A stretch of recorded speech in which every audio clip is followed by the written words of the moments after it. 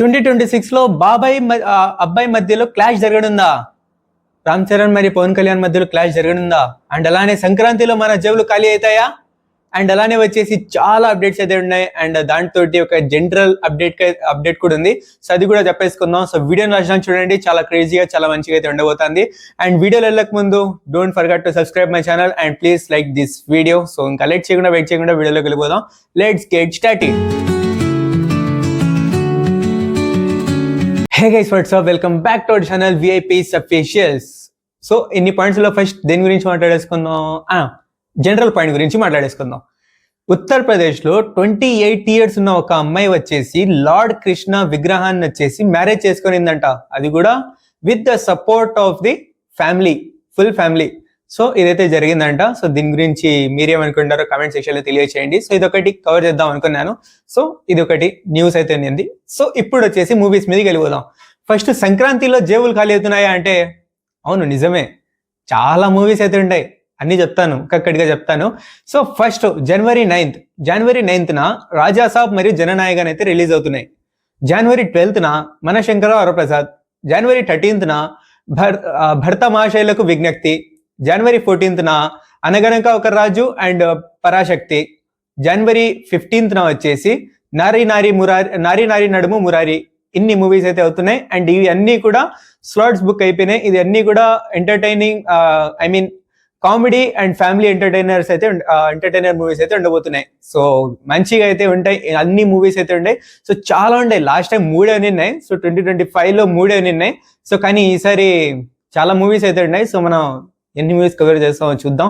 So ఇంకా next వచ్చేసి ఇప్పుడు రెగ్యులర్ అప్డేట్స్. అందులో ఏంద్రా అంటే ఫస్ట్ భర్త మహాశైలకు విజ్ఞప్తి నుంచి సెకండ్ సాంగ్ ఈ రోజు సాయంత్రం 4:05 అయితే రిలీజ్ కానుంది. సో మరి చూద్దాం ఎట్టుంటుందో ఏమో.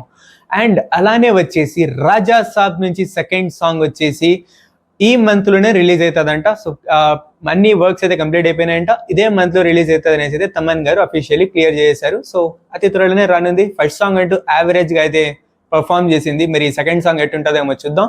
సో ఇంకా నెక్స్ట్ వచ్చేసి ఇప్పుడు బాబాయ్ మరియు అబ్బాయి గురించి మాట్లాడేసుకుందాం. ఫస్ట్ అబ్బాయి గారు పెద్ద మూవీ వచ్చేసి 27th March అయితే రావాల్సింది.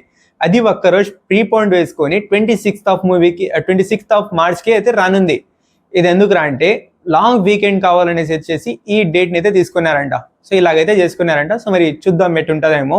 అండ్ అలానే మన బాబాయ్ గారిది, మన పవన్ కళ్యాణ్ గారిది ఉస్తాద్ భగత్ సింగ్ మూవీ వచ్చేసి అదే మార్చ్లో రావచ్చు. మార్చ్లోనే బాబాయ్కి అబ్బాయికి క్లాష్ జరగవచ్చు 2026లో అనేసి అయితే చెప్తున్నారు.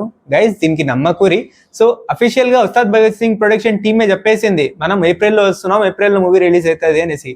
మరి ఎందుకు మార్చ్లో వస్తారు? ప్రొడక్షన్ టీం చెప్పేసిన తర్వాత మరి ఎందుకు వస్తారు?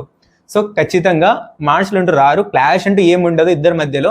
సో అలా ఏమైనా ఉండాల్సి వచ్చిందంటే ఎవరో ఒకరు తప్పింటారు ఖచ్చితంగా. సో మరి ఇదైతే క్లాష్ అయితే ఉండదు. ఏప్రిల్లో ఉస్తాద్ భగత్ సింగ్ మూవీ అయితే రిలీజ్ అవుతుంది. అండ్ అలానే వచ్చేసి ఉస్తాద్ భగత్ సింగ్ నుంచి ఫస్ట్ సాంగ్ 13th December అయితే రానుందంట. సో లెట్స్ సీ ఎట్టుంటుందో ఏమో. ఈ సాంగ్ కనుక మంచిగా ఉంటే భారీగా బజ్ అయితే క్రియేట్ అయితే అయిపోద్ది. సో గది గైస్. ఇంకా నెక్స్ట్ వచ్చేసి ఇప్పుడు మన జై బాలయ్య అఖండ 2 ఫైనల్లీ రిలీజ్ డేట్ అయితే వచ్చేసింది. అబ్బా మంచిగా హాయిగా అనిపించింది. సో అదేంద్రా అంటే 11th premieres, 12th officially movie అయితే రిలీజ్ కానుంది. సో ఒక పోస్టర్ అయితే వదిలేసి అయితే కన్ఫర్మ్ అయితే చేసేస్తారు.